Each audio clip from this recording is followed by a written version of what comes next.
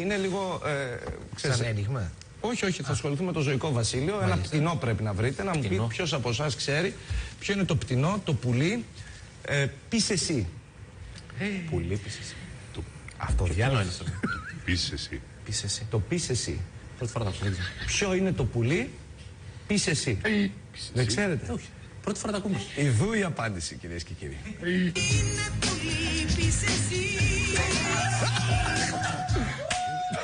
Είναι πουλί, πεις εσύ. Κατάλαβε. Να το κατάλαβα. Ναι, μισό να δω η απάντηση και πάλι.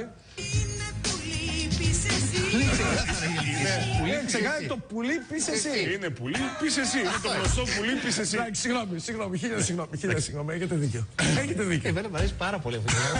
Εβδομάδες. Παρακαλώ, το ελάχιστο τριχωτό της κεφαλής μου να παραμείνει στη θέση του, παρακαλώ. Το πεις εσύ. Φοβερό. Λοιπόν,